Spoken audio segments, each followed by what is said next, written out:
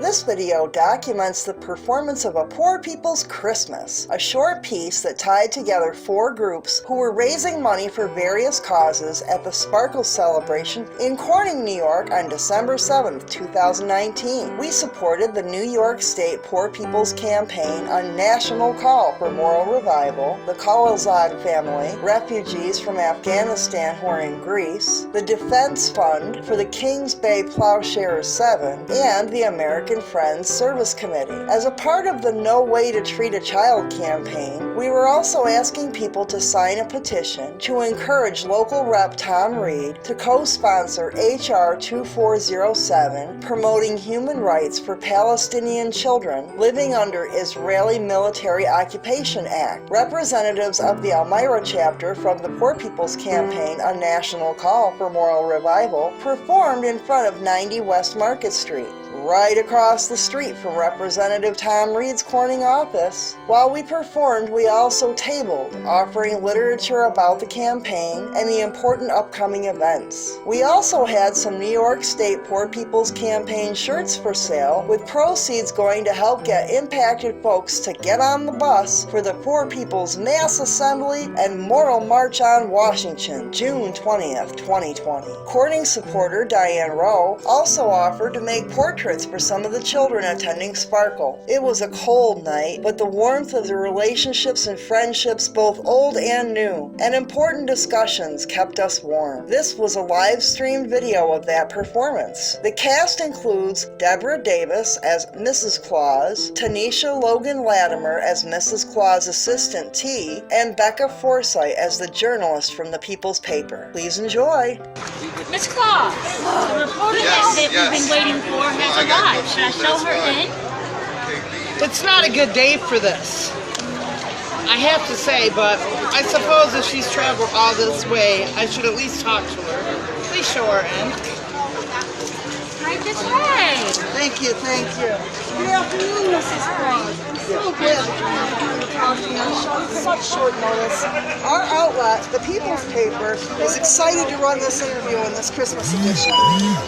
Oh, it's okay. This is our busy season, but we haven't done interviews in a good long while. What questions do you have? I'm glad that we've had this time, but I noticed the work trucks out front.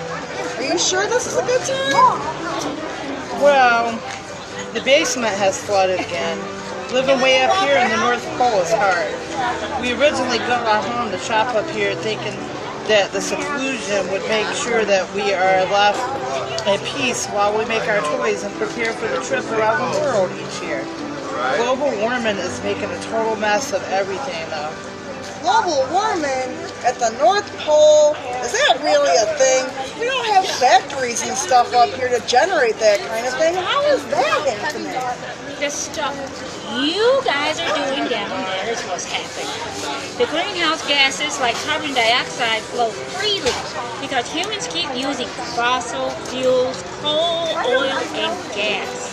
Those gases get trapped in the atmosphere and the sun's radiation gets up. Actually, places like our home are seeing the permanent ice melting. And flooding my basement. The foundation is starting to crumble. We just don't know how much more we can take of this. Wow, that's terrible. I'm so sorry to hear that. What about moving? Can't you move? Move where? This is causing problems all over the planet. We're seeing extreme weather patterns, sea levels rising, major cities getting flooded, plants and animals becoming extinct, the oceans are becoming acidified, and it's all leading to a major cessation of the That's just terrible news. But come on, guys, lighten up a little. This is supposed to be a human interest piece, not good and doom. The truth hurts, doesn't it? Now, let's take things down a smidgen. I know I'm frustrated. I don't work well when the construction guys are working around me, knowing how much we are paying them. But we do have a lot to be thankful for, right? You're right, Miss Claus. You're always right. Thank you for reminding me. Besides, I'm glad we were able to find a group who could do the renovations that are union ones. We're able to support folks with living wages and great benefits. And they are local, which helps our local economy too. Thank you again, ladies. You bring up a great point, Mrs. Claus. You said that you guys have been up here for a really long time. Everybody knows who Santa is, but, like, how long have you really been here? Well, you know, we call him Santa, but he has a lot of names. At different parts of the world, he's known as Kris Kringle, St. Nicholas, Papa Noel, Vigo, Prospero, and Petsnickel. He's been around since about 300 AD. I met him in the 1840s, and we've been a happy family ever since.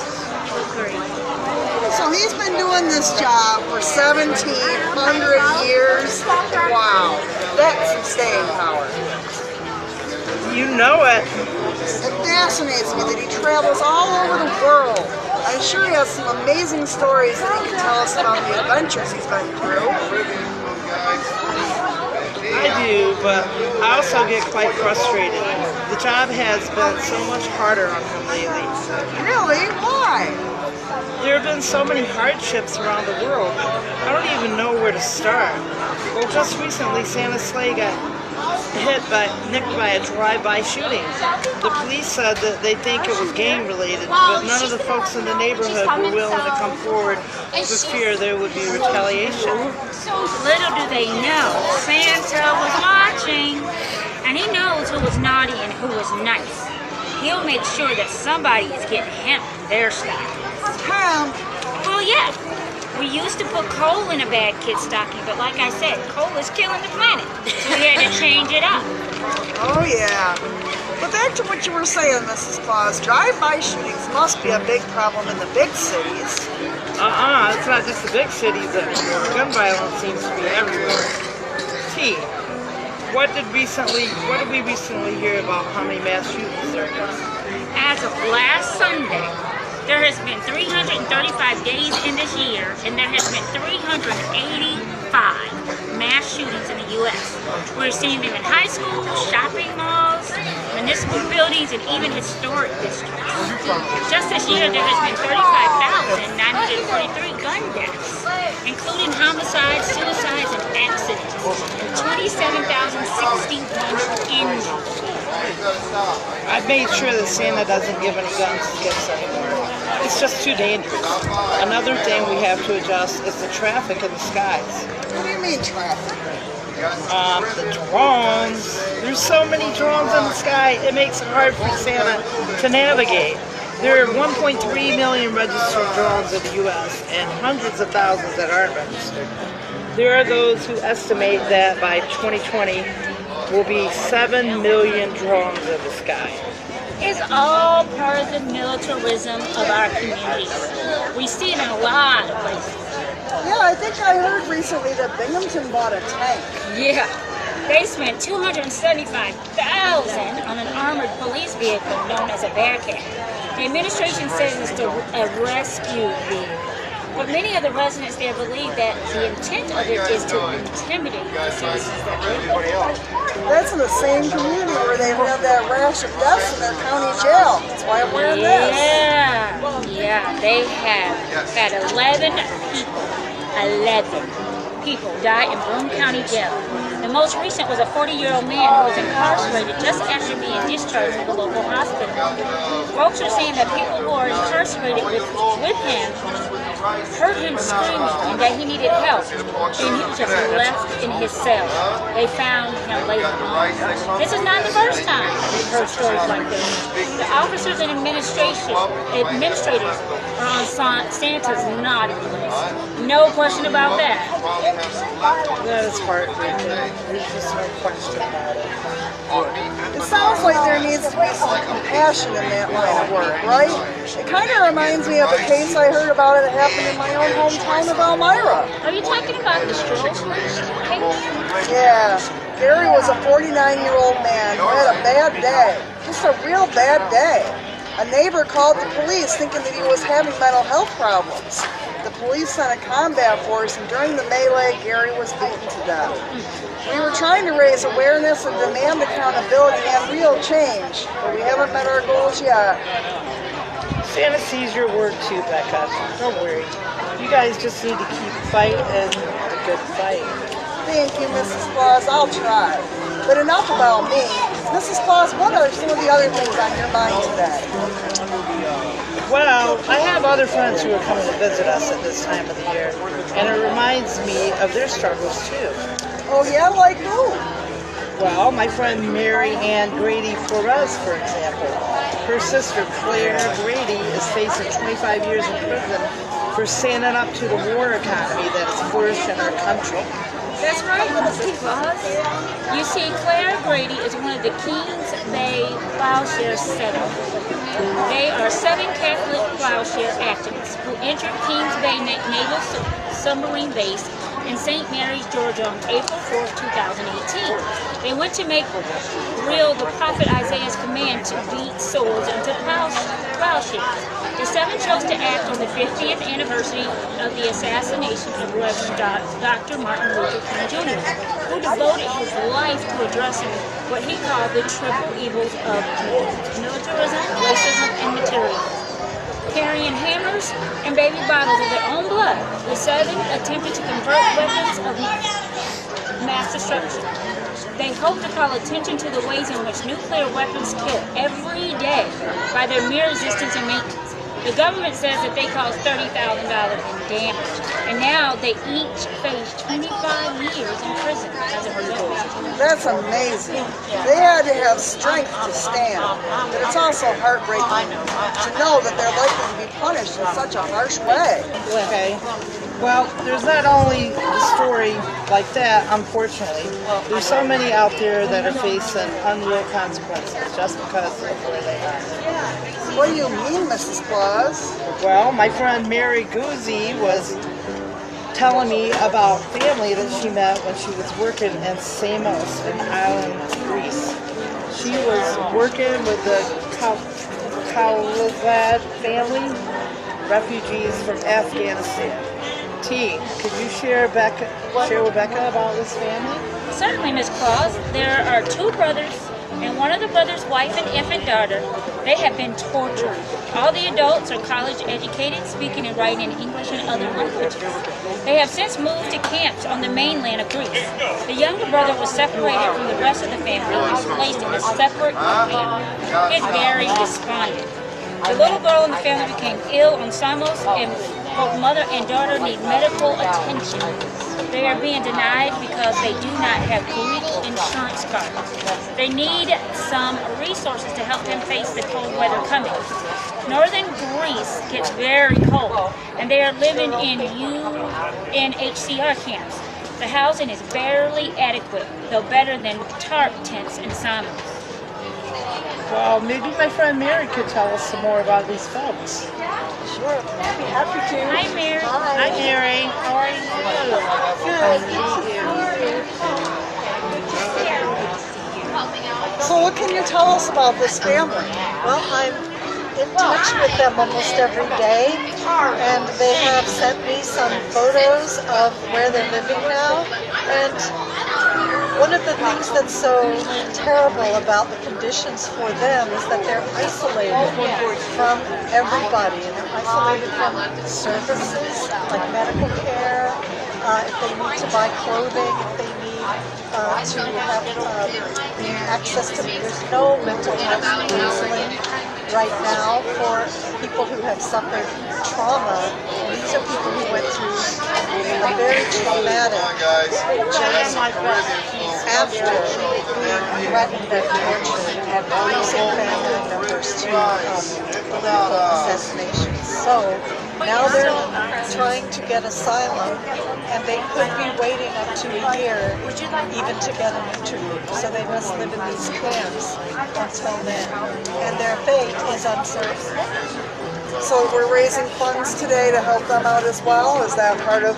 Yes, the First Baptist Church in Painted Post has made the Khalilzad family their mission for January, and we're collecting funds right now to try to get them some help. They're going to Santa. Yeah. Well, thank you very much. Thank you. That's really unbelievable. Very heartbreaking. But that's not the only place in the world that Santa finds these families uprooted and their lives turned into chaos. The children around the world are struggling so drastically this year. Where else do you see this kind of thing? Well, the Israeli occupation of the West Bank and their treatment of Palestinians is another horror that we hear a lot about, and the letters we receive from little boys and girls from that part of the world. Why? What's happening there? After World War II, hundreds of thousands of European Jews moved to Israel to find peace and avoid the persecution they were seeing in Europe. Unfortunately, that area is already home to Palestinians. In 1947, the United Nations split the area into two countries. That didn't provide much relief through aid in 1967. Israel captured the West Bank, East Jerusalem, Gaza Strip, and the Golan Heights, and the Sinai Peninsula. Since then, for over 50 years, all the Palestinians have lived under military occupation, lacking all civil rights. They have no civil rights. It has led us to a place where Palestinian children are being held by Israeli military forces. There are over 200 children sitting in Israeli military prisons right now, being abused and being stripped of their human rights. They routinely prosecute between 500 and 700 children each year in military courts that lack fairness and protections for those innocent. Yes, and the government of the United States spends $3.8 billion annually in foreign military assistance to the government of Israel, which enables them to continue the military detention and the abuse of Palestinian children in violation of the international law. Our lawmakers at home have driven the No Way to Treat a Child campaign, and Representative Betty McCombs to write the H.R. 2407 promoting human rights for Palestinian children living under Israeli military occupation act. That's right, and we have petitions for all of you to sign that are asking our own Representative Tom Reed to get off the naughty list. You can start by agreeing to co-sign the bill. Please make sure you grab a copy of the petition on your way out. Wow, another heartbreaking story. Let me skip this part and go down And that doesn't even mention what's happening at the southern border of the United States. Good point, Steve. Why? We recently had a visit from Fernando Garcia, the Executive Director of the Border Network for Human Rights, a group that has been long supported by the American Friends Service Committee. He works from El Paso, Texas, a hotspot on the nearly 2,000-mile border between Mexico and the United States. In 2003, his struggle went public when a 19-year-old undocumented immigrant was killed by Border Patrol against agents outside the migrant shelter in which he was staying. In 2005, he pushed for responsible law enforcement in response to El Paso sheriffs detaining immigrants illegally and finding space between immigration and criminal enforcement. He has spent his life dedicated to the protection of immigrants and the provisions of human rights to all. When he visited Elmira back in October, he warned us to be aware of what is accepted at the border, because it would only be a matter of time before we see it in the interior. Oh yeah, I do remember covering that visit. He also recently testified in front of Congress to report that without counting the budget set aside for ICE, Immigration and Customs Enforcement, there are more than $14 billion spent on implementing and enforcing operations at the U.S.-Mexican border, a border that stretches between San Diego and Brownsville.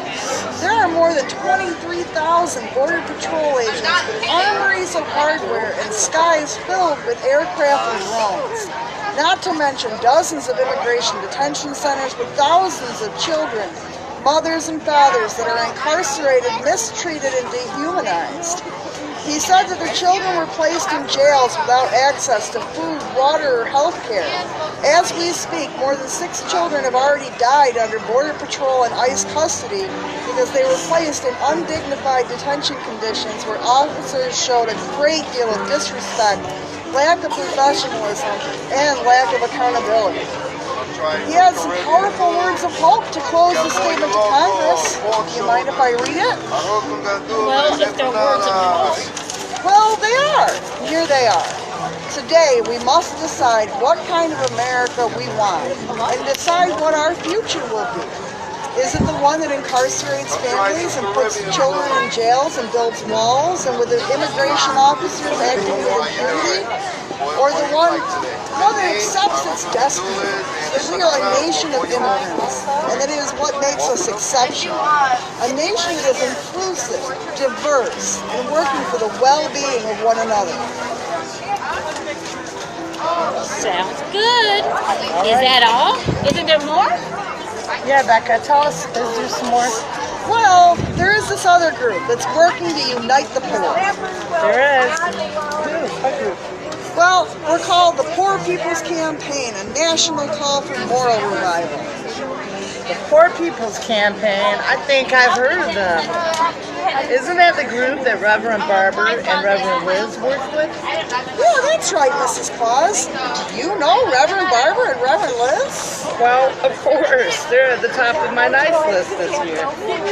And that Yara Allen and Sharon Habar, too, they sing like angels. Yes, they do, Tanisha. They sure do. And you know, they're working very hard together, even now, to build up the power and energy among the 140 million poor and low-wealth folks who live right here in the United States. Why don't you tell us a little about it, Becca? Why, sure, Mrs. Claus. You see, there was this great man back in the 1960s by the name of Martin Luther King Jr. Yeah, I remember him. He said some of the most amazing. Sure, like injustice anywhere is a threat to justice everywhere. Or the time is always right to do what's right. He sure did, and he went to this awesome meeting that he talked about one time, and he said, "We are assembled here together today with common problems, bringing together ethnic groups that maybe have not been together in this type of meeting in the past. I know I've never been in a meeting like this. It has been one of my dreams that we would come together and realize our common problems. Power for poor people will really mean having the ability, the togetherness, the assertiveness, and the aggressiveness to make the power structure of this nation say yes when it may be desirous of saying no." That's exactly what we've been talking about, right? Common problems. These patterns are popping up all over the globe, right? Yeah, that's what I've been saying. Everywhere Santa goes, he sees the pain of poverty, the wounds of addiction and abuse, and of course, families being ripped apart. And many different names, different faces, but it seems like I see the scars of racism, poverty, militarism, and the names of different faces, damage to the planet, and they get wrapped up in these lies. Yes, these false moral narratives. That reminds me of another hopeful thing that Dr. King once said. The dispossessed of this nation, the poor, both white and Negro, live in a cruelly unjust society. They must organize a revolution against the injustice, not against the lives of the persons who are their fellow citizens, but against the structures through which the society is refusing to take means which have been called for, and for which are at hand, to lift the load of poverty. There are millions of poor people in this country who have very little or even nothing to lose. If they can be helped to take action together, they will do so with a freedom and a power that will be a new and unsettling force in our complacent national life. A new and unsettling force. I like the sound of that. Yes. And you can hear a whole lot more. We're loading up the buses on June 20th, 2020 for the mass Poor People's Assembly and Moral March on Washington. If you're interested in learning how to get a seat on the bus, ask us after the show. Thank you, everyone. I don't think anybody's paying attention to the